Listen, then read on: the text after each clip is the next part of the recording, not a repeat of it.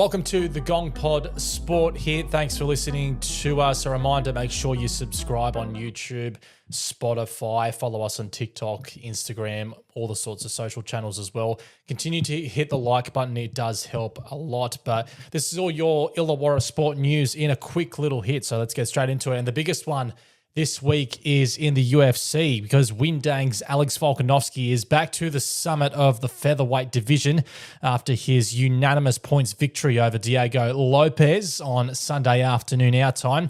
So Volk won a classic against Lopez on Sunday afternoon, a majority decision win, becoming just the second two-time champ in the division's history. So he overcame temporary blindness as well in the bout to win in Miami, so he copped a little hit to the eye. And there was a period there where he said he was feeling a little bit blind. Volk spoke to Fox Sports afterwards. Here's what he had to say.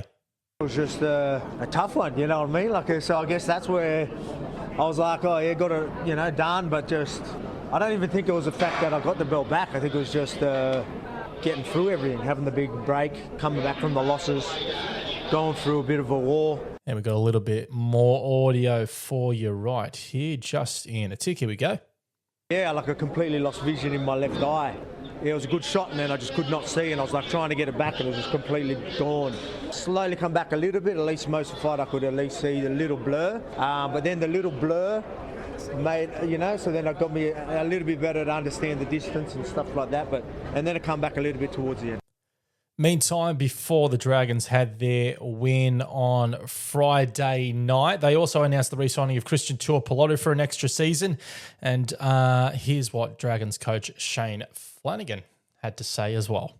Last year he was probably had an interrupted year because of injuries, soft tissue injuries, and we couldn't get him on the paddock for long periods of time. And so this pre-season, he's, touch wood, he's been pretty consistent in his training, and it's shown in his football on the field as well. He's been consistent.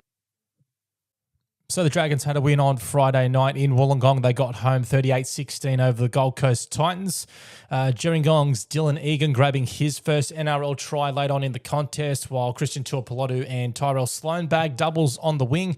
Next up, they take on Manly at Four Pines Park for the first game of round 7 on Thursday night. Into basketball, so news broke on Wednesday evening that Sam Froling had agreed to a 3-year deal with the Hawks, which would take him through to NBL 28, his 9th season at the Hawks. So while he rehabs an Achilles injury sustained during the NBL 25 Grand Final Series, Froling's welcomed re-signing, mind you, follows that of Mason Peatling, Dan Greta, and Todd Blanchfield. So Tatum is working on those re-signings there. He said he's been keen to keep Froling at the Hawks, even if he misses the bulk of next season, which it looks like he quite possibly might with all his rehab. He has had surgery. He's on the beginning of his rehab now.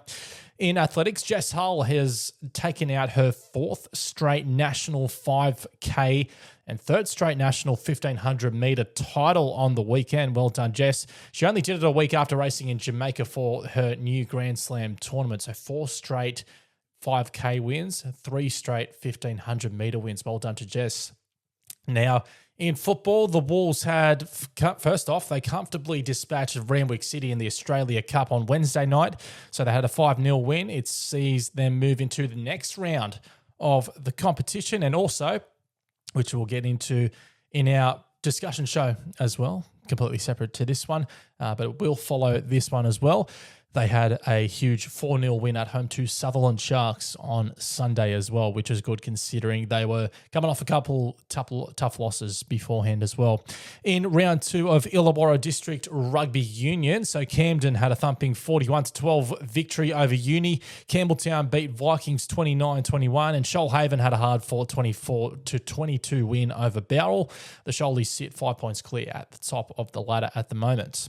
In Group 7 Rugby League, round 2 saw the Stingrays of Shell Harbour get up 36-6 over Milton Ulladulla Bulldogs. Jamboree got up 24-6 over Gerringong Lions. Big win for them there.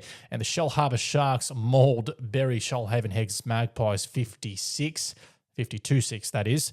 And the Nowra Bomaderry Jets had a 2-point 16-14 victory over the Kiama Knights. Finally, well done to the Illawarra's own Michelle Herman. She became the first woman in A-League history to notch up 200 appearances in the A-League Women's League. So she's from the Illawarra, also the competition's all-time goal scorer as well, and is still in the Matildas squad.